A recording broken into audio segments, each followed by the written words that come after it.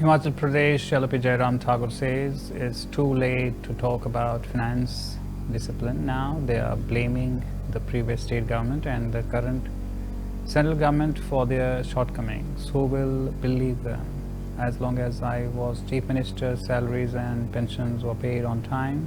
Now the current CM is running away from his responsibilities. If the state government employees can receive their pension and salaries, it's because of the central government of 550 crore of the revenue deficit.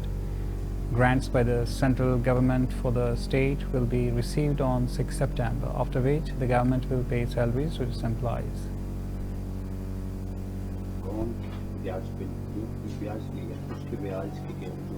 $3 crore का amount बताया, उस वजह से ये इसको वो fiscal prudence कहते हैं, फाइनेंशियल डिसिप्लिन कहते हैं। लेकिन फाइनेंस डिसिप्लिन की बात अगर मुख्यमंत्री जी कर रहे हैं तब कर रहे हैं जब जो है वो भैंस चले गई और पूंछ पकड़ने की कोशिश कर रहे हैं। 2 साल का कार्यकाल आपका पूरा होने जा रहा है और 2 साल के कार्यकाल में आपको नहीं लगा कि मैं सीपीएस नहीं बनाऊं, मैं कैबिनेट के दर्जे के साथ चेयरमैन नहीं बनाऊं, और आपको यह नहीं लगा कि उस वक्त हमको उस वक्त तो आपने गारंटी सत्ता को हासिल करने के लिए गारंटियां दी आपने, और गारंटियां 1 नहीं 2 नहीं 10 गारंटियां दी, जिसमें आपने तमाम तरह के वादे किए। अगर वादे किए हैं तो पूरा करना भी जो है, जिम्मेवारी भी जो है वो सरकार की है। अब ये दोष दे करके भारतीय जनता पार्टी की पूर्व सरकार जयराम ठाकुर को हम दोष देते हैं, नरेंद्र मोदी जी को दोष देते हैं। कोई इस बात को मानने के लिए, सुनने के लिए तैयार है क्या? जब तक जयराम ठाकुर था हमने समय पर सैलरी दी है, समय पर पेंशन दी है, और हमने समय पर जो मेडिकल रिम्बर्समेंट कर्मचारियों की दी है, एरियर्स दिए हैं, डीए की किस्तें दी है। लेकिन आज जब जिम्मेवारी सुक्खू जी की है तो उनको अपनी जिम्मेवारी को समझना चाहिए। कब तक आप इस तरह से इस जिम्मेवारी से भागते हुए अपने आप को जो है वो दिखाते रहेंगे? ये मुझे लगता है कि उचित नहीं है। और दूसरी बात, जो फाइनेंशियल डिसिप्लिन की अगर बात कर रहे हैं तो छोटी सी बात को लेकर के आज देखिए, मैं बड़ा साफ कह रहा हूं, हिमाचल प्रदेश में ये स्थिति, अगर सरकार पेंशन और सैलरी देने की स्थिति बन रही है, वो बन रही है केंद्र सरकार की ओर से की वजह से।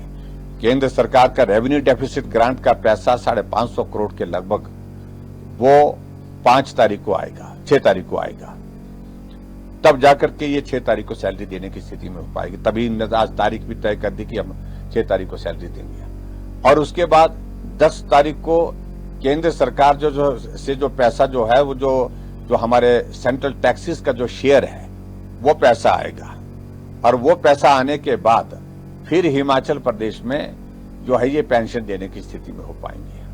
और इस बीच में ये भी तय है कि जो ट्रेजरी की जो लिमिट है, लिमिट से ज्यादा 750 करोड़ रुपए आप ऋण ले सकते हैं, और मुझे लगता है कि उस ऋण को भी ये एग्जॉस्ट करेंगे, वो भी ओवरड्राफ्ट करेंगे। ओवरड्राफ्ट के साथ फिर आखिरकार ये सैलरी देने की स्थिति में हो पाएंगे। लेकिन ये दौर बहुत लंबा चलने वाला है। आज के हालात ऐसे बने हैं कि इस दौर से निकलना अब कठिन है। कोई ऐसा कोई करिश्मा तो है नहीं प्रदेश सरकार के पास जिसके आधार पर ये सारी चीजों को ठीक पटरी पर ला सकते हैं, जल्दी ला सकते हैं।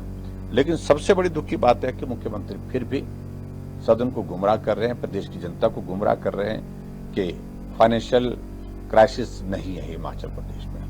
अगर संकट नहीं है तो पेंशन क्यों नहीं, सैलरी क्यों नहीं, विकास कार्य को बंद क्यों किया जा रहा है? ये तमाम प्रश्न है जिन प्रश्नों का जवाब देने की आवश्यकता है।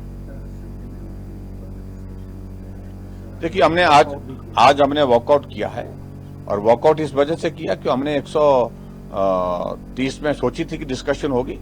हालांकि हमने नियम 67 के अंतर्गत नोटिस दिया था कि प्रदेश की बिगड़ती आर्थिक व्यवस्था के बारे में तुरंत चर्चा होनी चाहिए, लेकिन वो ना नियम 67 के अंतर्गत लगी और ना 130 के अंतर्गत। इसलिए मैंने उठाया था ये मामला, और इस पर मुख्यमंत्री जी स्टेटमेंट देने के लिए खड़े हो गए, और स्टेटमेंट बहुत लंबी चौड़ी देने के, और उसमें फिर वही गीत कि जयराम ठाकुर दोषी है, यहाँ नरेंद्र मोदी दोषी हैं। तो ये मुझे लगता है कि ये सारी चीजों को लेकर के फिर सदन को गुमराह करने की सिवा कोई और बातें नहीं है। हकीकत यही है कि संकट है, और संकट और ज्यादा गंभीर होता दिख रहा है।